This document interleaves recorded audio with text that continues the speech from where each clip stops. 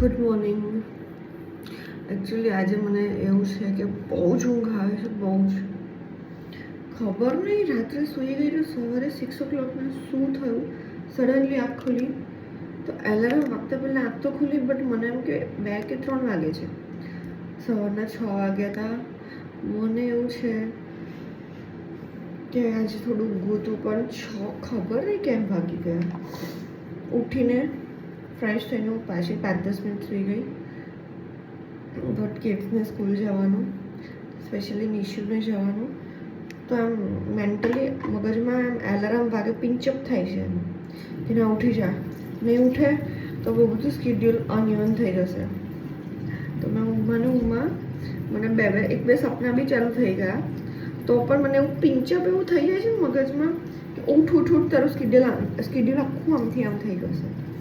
તો ફટાફટ ઉઠીશું અને હવે બ્રશ કરીને નીચે જાઉં, મિલ્ક બનાવું અને મારું રૂટીન સ્ટાર્ટ કરું. લંચ બનાવવાનું છે. હિમાંશુ ગઈકાલે આખો દિવસ ફાસ્ટિંગમાં હતો, કામથી બહાર હતો, રાત્રે વોટરમેલન ખાધું હતું. સો એને બહુ જ ક્રેવિંગ હશે આજે લંચની સ્પેશિયલી કંઈક ટેસ્ટી ખાવાનું. તો મસ્ત કંઈક બનાવવું છે. લેટ્સ સી, જો શું કરું નીચે જઈને.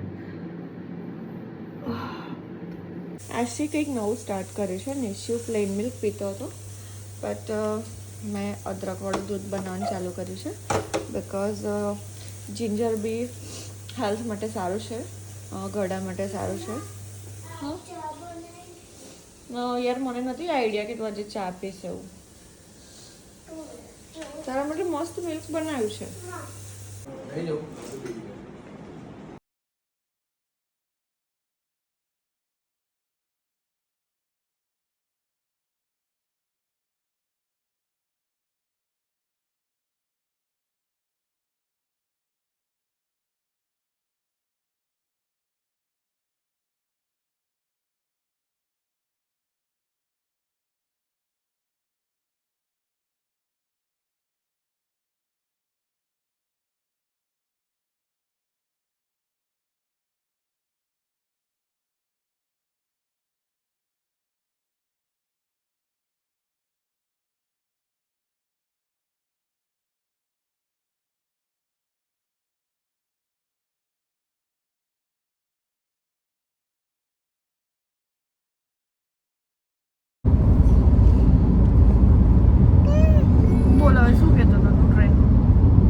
ટ્રેનમાં એવું છે, વંદે ભારત 2 તારીખે 11 વાગ્યાની છે, જે આપણને સવારે 5, 5:30, 6 વાગે ત્યાં મુંબઈમાં ઉતાર દે.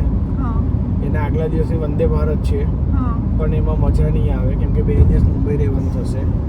ફ્લાઇટ મને એવું હતું કે ફ્લાઇટ સૌથી ઇઝી કન્વિનિયન્સ રહેશે, કેમ કે કલાકમાં પહોંચી જવાય, એટલું ઓવરનાઇટ સ્ટે ના કરવો પડે, હોટલના રૂપિયા ના આપવા પડે. ફ્લાઇટમાં એવું છે કે અર્લી મોર્નિંગ ફ્લાઇટ છે 7:30 વાગે, એટલે આપણે એરપોર્ટ પર 5, 5:30 પહોંચવું પડે એવું છે. એટલે હવે છોકરાઓને પછી 3, 4 વાગે ઉઠાડવાના, પછી આખો દિવસ ક્રૂઝમાં ફરે, કેવી રીતે પોસિબલ થાય? થાકી જાય છોકરાઓ એમ. એટલે એના સિવાયની કોઈ ફ્લાઇટ છે નહીં. એના સિવાયની જે બીજી બધી ફ્લાઇટ છે, પણ આપણે સવારે ત્યાં 11-12 વાગે ચેકિન કરવાનું છે. જે આગલા દિવસની ફ્લાઇટ છે એ નવી મુંબઈ ઉતારે છે, અને નવી મુંબઈથી આપણે બલાડ પોર્ટ જવાનું, એ બહુ ડિસ્ટન્સ પર છે એમ. અને એમાં આગલે દિવસ જવાનું, પાછું હોટલ પર રોકવાનું, પાછું આથી આમ આખું ઓપોઝિટ ડાયરેક્શનમાં જવાનું. એટલે જોઉં છું, વંદે ભારત કરાવું છું. વંદે ભારત ક્યાં? હા, વંદે ભારત જ ને. જોઈ લેજે, બેસ્ટ ઓપ્શન હોય સૌથી સારો, જેમાં છોકરાઓ બી હેરાન ના થાય. એક દિવસ રહેવાનું હશે તો રહી લઈશું, પણ 2 દિવસ વાળું નહીં પોસાય. સારું કરીએ છીએ. જોઈ લે તું મને કે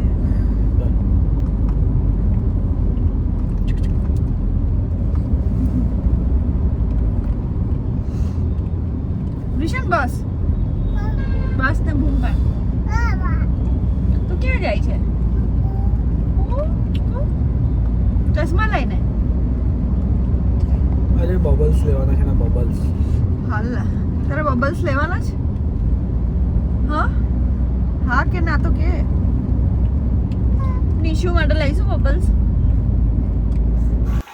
આફ્ટર અવર ડિસ્કશન બ્લેક કોફી પી લીધી વૃષણને ડ્રોપ કર્યા પછી, બિકોઝ હવે તો કારમાં પીએ છે તો થોડોક સ્ટ્રોંગવાળો કરંટ આવે જીમમાં વર્કઆઉટ કરવા માટે, અને મને બહુ જ ગમે છે કારમાં કોફી પીવાની.